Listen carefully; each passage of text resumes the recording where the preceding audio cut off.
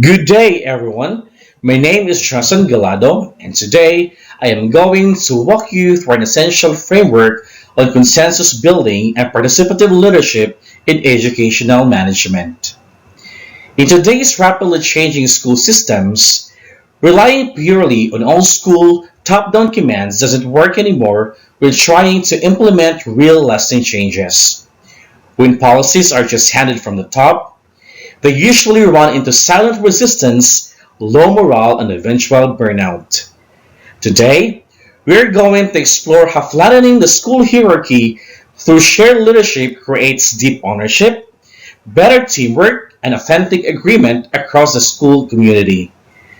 To kick things off, let's look at the foundational research that proves why this collaborative approach is so effective.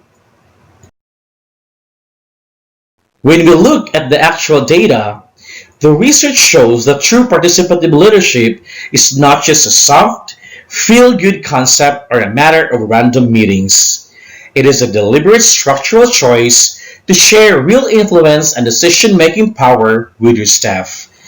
This aligns with the foundational work of Annette Sommick 2010 and recent expansions by Shen and colleagues 2024. This connects beautifully with James P. Lane's 2006 Classic Framework and modern updates by Harris and Jones 2023 on distributed leadership. They remind us that a principal cannot hold all the answers.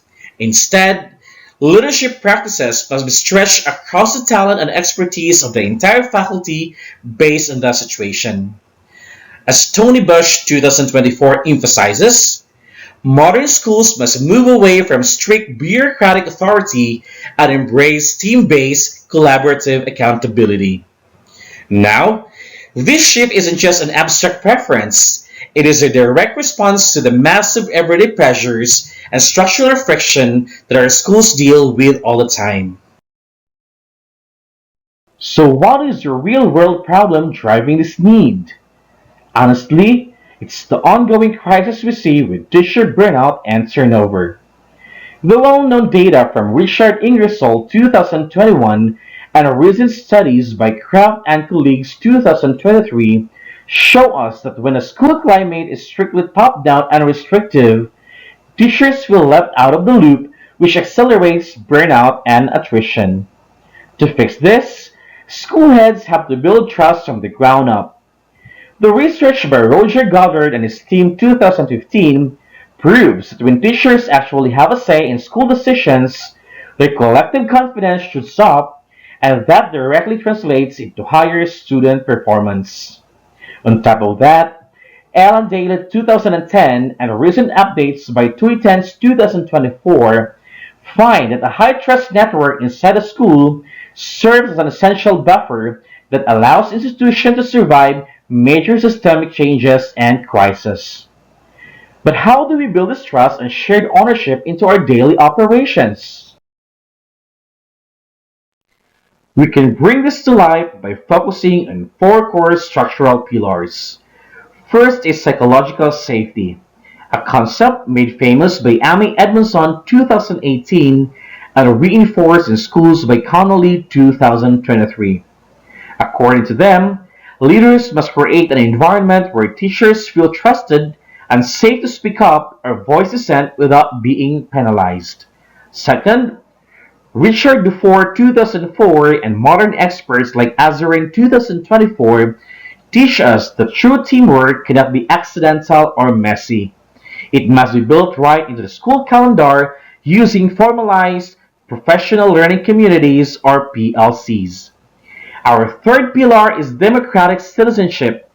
Philip Woods 2011 argues that teachers should be treated as true co-creators of school policy and not just passive workers following orders. Finally, Robert Dunmoyer 2024 points out that leaders must master systemic advocacy, learning how to balance its internal team collaboration with the heavy demands of outside state regulations. Once its four pillars are strong, it sets the stage for genuine, real consensus building to happen. This brings us to our second major concept. What does consensus building actually look like in practice? A lot of people mistake consensus for a weak compromise where everyone walks away unhappy just to avoid an argument. But Judith Ines and David Buhart 2010, along with modern policy experts like Ansel 2023, clear this up by defining true consensus as collaborative rationality. It is a disciplined process where a team looks at data together to find solutions that serve the entire school without forcing anyone to give up what they care about most. Crucially, consensus is not a quick 51% majority vote. Voting splits a room into winners and losers, creating a resentful minority group. Our goal here is genuine, full buy-in where the whole team can confidently support the path forward. To achieve that level of alignment, we look to a classic step-by-step process. This step-by-step strategy is beautifully laid out by Lawrence Susskind and his colleagues 1999 in their classic consensus handbook. The process works in four clear phases. First is convening, where you make sure every single group, teachers, parents, and coordinators has a legitimate seat at the table. Next is definition, where you explicitly figure out the core problem together before you start jumping to an answer. Phase 3 is refinement, and this is where great leadership matters. Instead of ignoring or fighting people who push back, the facilitator uses the dissent as valuable data to refine and improve their proposal. This leads right into commitment, where the entire team takes shared ownership of the execution and tracks the results. However, we have to keep it real. This process isn't always easy and contains some real roadblocks. To be objective, we have to look honestly at the friction points. The first major barrier is the time dilemma. As highlighted by Little 2023, building consensus takes time, which luxury leaders don't always have during a sudden school crisis that needs a split-second executive decision. Second, we must avoid tokenism. Drawing from Sherry Arnstein's 1969 classic work and recent reviews by Hollinger 2024, tokenism is just putting teachers in a committee for a show without giving them any real power. It completely destroys trust. Finally, we have to watch out for groupthink, which Irving Janis 1982 warned us about.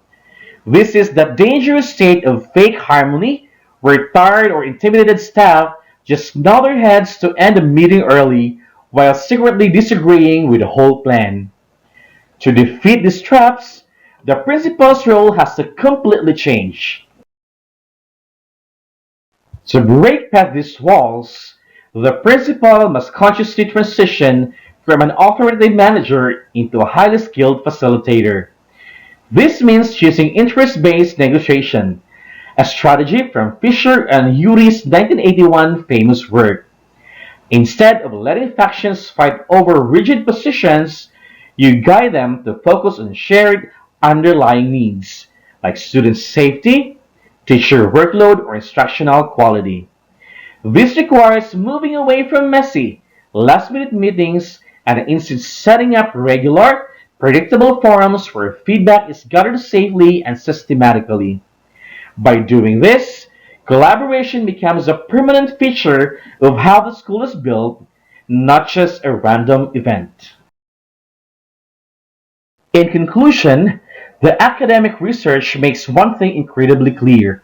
Consensus building and participative leadership are not soft, unrealistic ideas. They are highly practical, evidence-based operational requirements for running a successful school today. When we intentionally distribute power, we instantly boost teacher confidence, improve the school culture, and gain massive community support. Ultimately, our goal as a school manager is to stop trying to carry the weight of the entire school alone, and instead transformed the institution from a rigid bureaucracy into a supportive, deeply collaborative learning community. As we face the future of educational management, let us remember this core truth. True leadership in education is not about being at the center of every decision, but about building a center that empowers everyone to decide together. Here ends my report. Once again, I am Johnson Galado. Thank you very much for your time and your attention today.